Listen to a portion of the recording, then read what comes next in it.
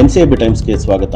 ಮಹರ್ಷಿ ವಾಲ್ಮೀಕಿ ಅಭಿವೃದ್ಧಿ ನಿಗಮದ 187 ಕೋಟಿ ರೂಪಾಯಿ ಹಗರಣದ ಪ್ರಕರಣದಲ್ಲಿ ಸಿಲುಕಿ ಯಾರ ಸಂಪರ್ಕಕ್ಕೂ ಕೂಡ ಸಿಗದೆ ನಾಪತ್ತೆಯಾಗಿದ್ದಂಥ ನಿಗಮದ ಅಧ್ಯಕ್ಷ ಬಸನಗೌಡ ದದ್ದಲ್ ಇಂದು ದಿಢೀರಾಗಿ ವಿಧಾನಸೌಧದಲ್ಲಿ ಕಾಣಿಸಿಕೊಂಡಿದ್ದಾರೆ. ಚಳಿಗಾಲದ ಅಧಿವೇಶನ ಈಗಾಗಲೇ ಆರಂಭ ಆಗಿದ್ದು, ಅಧಿವೇಶನದಲ್ಲಿ ಪಾಲ್ಗೊಳ್ಳುವುದಕ್ಕೆ ದದ್ದಲ್ ವಿಧಾನಸೌಧಕ್ಕೆ ಆಗಮಿಸಿದ್ದಾರೆ.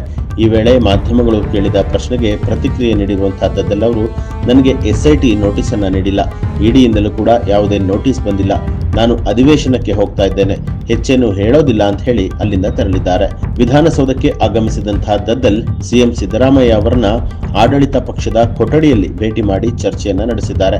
ಈಗಾಗಲೇ ವಿಚಾರಣೆಗೆ ಹಾಜರಾಗುವಂತೆ ಜಾರಿ ನಿರ್ದೇಶನಾಲಯ ದದ್ದಲ್ ಅವರಿಗೆ ನೋಟಿಸ್ ಅನ್ನ ಜಾರಿ ಮಾಡಿದೆ. ಕಲಾಪ ನಡೆಯುವಾಗ ಶಾಸಕರನ್ನ ಬಂಧಿಸಬೇಕಾದರೆ ಸ್ಪೀಕರ್ ಅನುಮತಿ ಕಡ್ಡಾಯ. ಅಧಿವೇಶನ ನಡೆಯುವಾಗ ಬಂಧನಕ್ಕೆ ಸ್ಪೀಕರ್ ಅನುಮತಿ ನೀಡದೇ ಇದ್ದರೆ ಬಂಧನ ಮಾಡೋದಕ್ಕೆ ಸಾಧ್ಯ ಇಲ್ಲ. ಹೀಗಾಗಿ ಇಡಿಯ ಮುಂದಿನ ನಡೆ ಸಾಕಷ್ಟು ಕುತೂಹಲವನ್ನ ಮೂಡಿಸಿದೆ.